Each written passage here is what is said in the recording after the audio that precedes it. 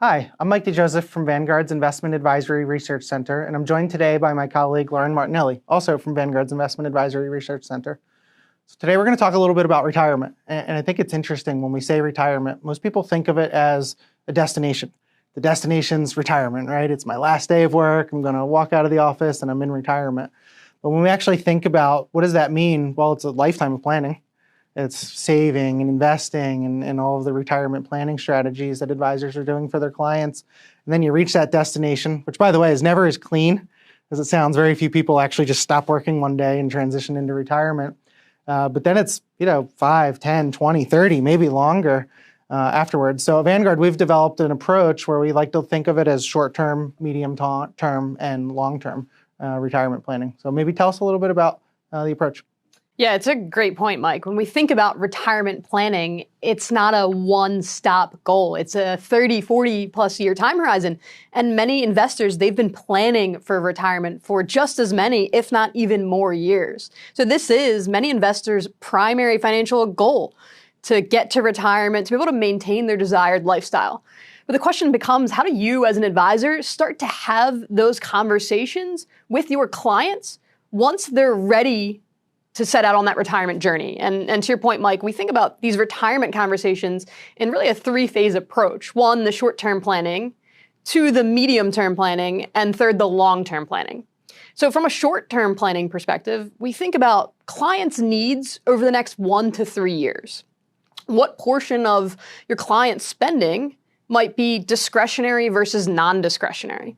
So you think about being able to maintain that lifestyle, keep the lights on, pay the homeowner's insurance, and really important to be able to maintain a long-term desired lifestyle. Yeah. But there's also a little bit more joy when you retire, a little bit more flexibility, a little bit more freedom.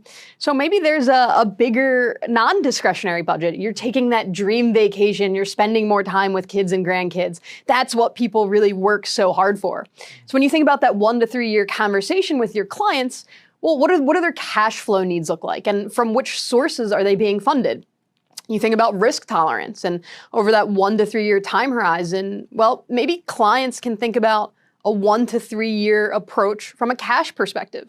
Are they needing to reallocate or rebalance to fixed income? Are they keeping 1 to 3 years in cash and cash equivalents?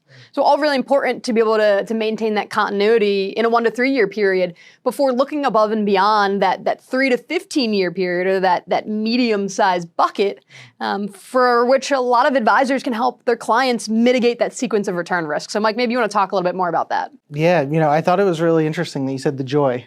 Because I think that's something that's lost, right? We talk about retirement planning and it's a lot of numbers and spreadsheets. And I think for a lot of individuals, it becomes a chore. And the very best advisors that we work with are advisors who paint this really exciting picture of what retirement can be for their clients. And it's almost like, hey, I got this.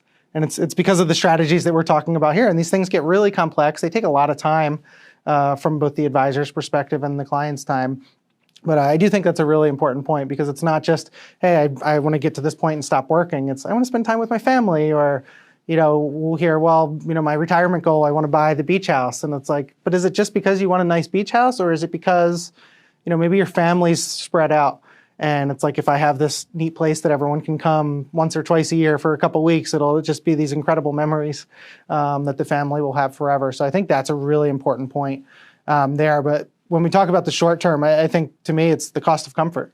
It's like, how much are you willing to put in cash and forego potential investment returns or short-term bonds maybe, versus giving up, some of that safety by keeping that money invested in the market. When we move to that medium term, and this can be really scary, you mentioned sequence of return risk, and I think it's the single biggest risk for a retiree. And so what that actually means is, if you're an accumulator, say the market's going up on average 10% a year, it doesn't go up 10% every year. It may go up 20, down 30 one year, right? Well, it doesn't matter as much for an accumulator because you're not taking the money out. You have enough time for the money to actually recover and for the investment returns to, to kind of heal those losses.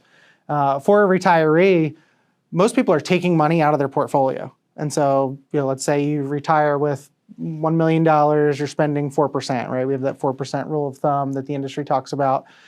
if the market's up 10% and you take $40,000 out of the portfolio, you're still positive, right? Now, let's say it's one of those years when the market's down 30%, and even with a diversified portfolio, you're taking a risk.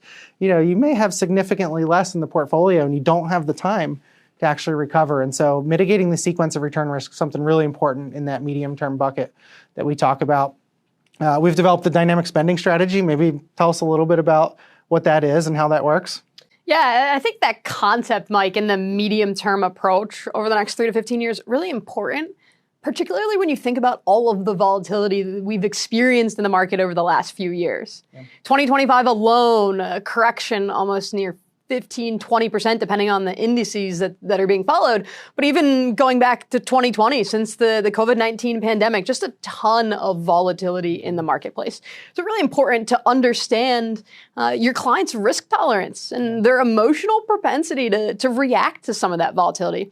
And when you think about the dynamic spending concept, well, for investors that maybe the market is doing really well in a given year or has done really well over the course of the past few years, maybe they can more or less give themselves a raise during those times that are really good and enjoy a little bit more of that comfort, that joy, if you will, in retirement. But on the flip side, maybe the market is down 15, 20% in a given year, and no one wants to see the market returns being down like that. But if you can maybe take, I'll call it a haircut more or less, or spend a little less as an investor in those years while you're in retirement when the market might be down, well, that portfolio longevity is far more likely to last even further and continue to generate good returns over the long term. Yeah, in our research paper, From Assets to Income, the Advisor's Alpha Guide to Retirement Income, we actually go through some of those numbers, and we found that something as simple as a 2.5% decrease in spending in a down market, which, by the way, the market's up roughly 70% of the time, historically, at least. So let's just say, 1 out of every 3 or 4 years, 2.5% decrease can increase the chance of success of the portfolio longevity in terms of the probability of not running out of money by 30+%. And it can increase the sustainable withdrawal rate by 1%. So instead of spending 4, maybe you can spend 5 on average. But again, it's you take a little bit of a down cut in down market years, and then, like you said, it's almost a permission to spend. Like, we talk to a lot of advisors, and they say my clients have more than they could ever need, but they just don't want to spend it when they get to retirement because they're just so used to saving, they're so used to investing, and again, I think really good advisors, counterintuitively, are the ones that are giving their clients back the money, like letting them enjoy some of that, some of the fruits of their labor and the hard work.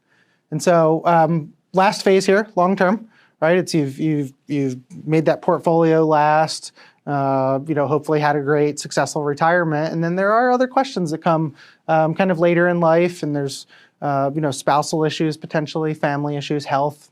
Some of these things aren't super comfortable to talk about, but they're really important for advisors to address. So it's making sure the health insurance, the life insurance, things like that. And then another one too that I think is maybe underappreciated is just the legacy. Like, you've lived this great life. Like, how do you want to be remembered? Right? And people think of it in kind of these like numerical terms of estate planning and really mechanical, like taxes. I don't want to pay the taxes, or I want to like pass my wealth down tax efficiently. But there's also a more emotional portion of that as well, which is like, how do I want to be remembered? Right? Like, what am I going to do for my family? Like, how are they going to talk about me when I'm no longer with us? So. Yeah, the legacy component, exceptionally important, and that tends to be a focus for many investors as they kind of think about that last phase and that long-term approach is, I think what I heard from a medium-term planning perspective, Mike, you've given investors permission to spend and enjoy from the portfolio, but, after you've enjoyed, all of the bucket list items, how do you want to think about your legacy? Yeah. Do you want to make sure your kids and grandkids are taken care of? Do you want to fund a college education? Do you want to give to charity? A whole host of options, really, but a great conversation for advisors to be having with their clients to really think about what that legacy looks like over the long term. Yeah, really well said, Lauren. We hope this gave you some helpful ways to think about retirement planning across all 3 stages. If you found this valuable, be sure to click that like button and subscribe to the channel for more insights.